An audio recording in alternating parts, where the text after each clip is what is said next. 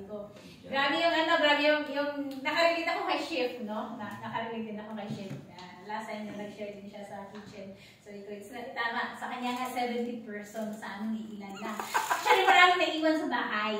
No? Kasi dahil nga doon sa kaguluhan last week, so medyo nagkakaroon na ng mga personalan, yung ganun ba. So, sumama na talaga itong dalawa. So, marami sila naiwan sa bahay. So, kaya minsan sabi ko, ito medyo mahirap kasi nasa ministry ka, at nasa trabaho ka. Minsan, yung pagiging isang minister mo, naaano na doon sa personal. No? So sabi ko, Chase, ang hirap dito Lord i-handle, parang ang ihirap i-balance. But the thing na natutunan ko na God knows me more than you. Mas kilala ako ng Diyos kaysa kilala mo sa nakita mo lang. So yun ang, yung talagang, yung nag-battle talaga for the whole, nangyari din last week and this week. Sabi ko, Lord, grabe, hindi ko na alam. Sabi ko, kung anong i-share ko this coming Sunday.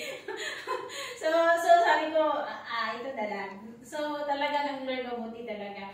Kaya, ngayong umaga, pag-aralan natin na tungkol sa why we need a Savior, no? So, pag-aralan natin, bakit kailangan talaga natin ng tagapagligtas.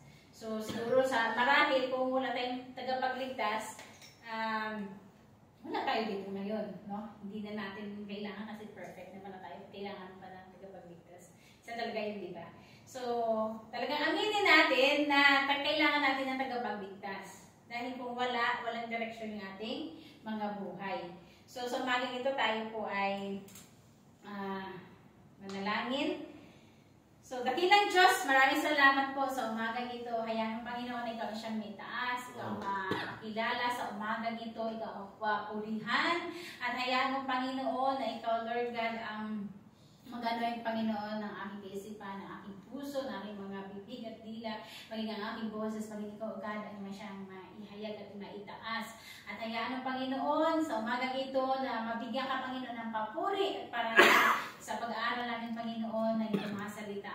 Buksan mo, Panginoon, ang aming spiritual na isip, ang spiritual na puso, ang aming spiritual na pangdinig, na maunawaan namin, Panginoon, ang iyong salita sa umagang ito, Panginoon. Hayaan ng Panginoon ang iyong mga salita sa umagang ito ay magrema sa aming mga puso at may sa buhay namin, Panginoon, sa aming pang-araw-araw na pamumuhay. Maraming salamat, Panginoon. Ito pong aming samdalangin sa pangalan ni Jesus. Amen.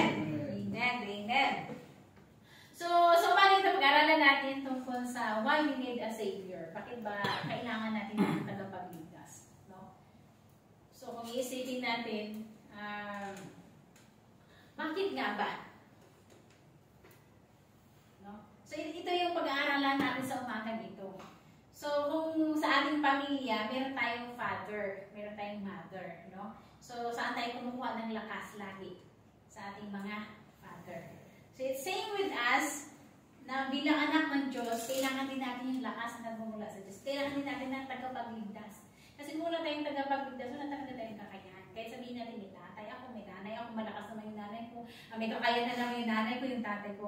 It's not because of that. Because God is a perfect one who saves us. Only Jesus Christ, no? So, pag-aralan natin sa umaga ito, actually, mostly yung aking preaching is Tagalog, no? Sabi nga dito, bakit kailangan natin ng isang tagapagligtas, no? Upang tanggapin ang magandang balita ng kaligtasan, dapat munang mapagtanto ng tao ang kanilang mga kasalanan at ng kanilang makita ang kanilang pangailangan ng isang tagapagligtas. So, minsan doon muna natin ma-realize, pag nakikita na natin na, ay, may kasalanan ka na, o, ay, hindi ko pala kaya pag wala yung Diyos. Kung alam mo yung tagapagligtas mo, I'm sure na lalapit ka doon. So, doon mo makikita na hindi ko pala kaya.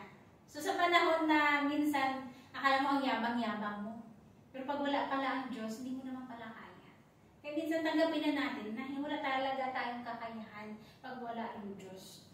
So, hindi po natin pwede ipagmayabang yung ating mga meron tayo. Kundi talagang aminin natin na kailangan natin ng tagapagligtas. At saka, when we do wrong, doon natin din na-realize na nandun na tayo nung napapahamak na tayo, wala nang leading ng Panginoon, doon mo na ma-realize, Lord, kailangan na pala kita. Doon mo palang ma-realize na I need you, Lord. Pero pag hindi mo naranasan yung mga bagong, kaya sasabihin nangyayari yung mga challenges, yung mga trials, yung mga pagsubok sa buhay. Kasi doon tayo mas lalo lumalapit sa Diyos. Kasi pag wala yun, easy-easy lang naman ang life eh. Ano ba?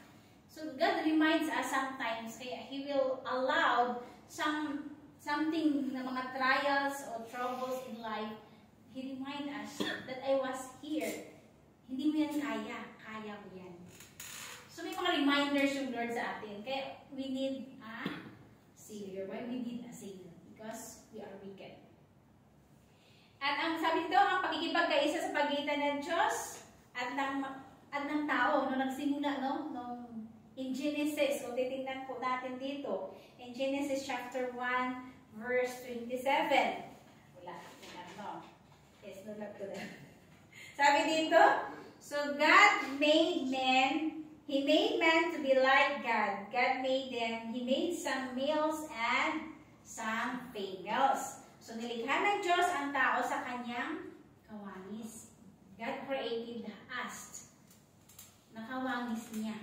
Na may hininga, may espiritu, may kaisipan. So, napaka-special natin, no? Hindi na itong mga alaga kong aso, iniisip ko. Sabi ko, Lord, yung parang napaka-unique. Napaka-unique natin ng tao kaysa sa kanila. Sila nga, mga pit sila, mga lambing sila. Pero sabi ko, Lord, napaka-unique namin, Lord. Na talagang kakaiba kami sa mga nilikha, mga may hininga. Sila may soul sila, wala sila spirito. But we have spirit to communicate with God. So yun ang kagandahan dito. So kaya nangangahulugan ng tao ay may bahaging espiritu kung saan meron siya kakayahan magpag-ugnay sa Diyos.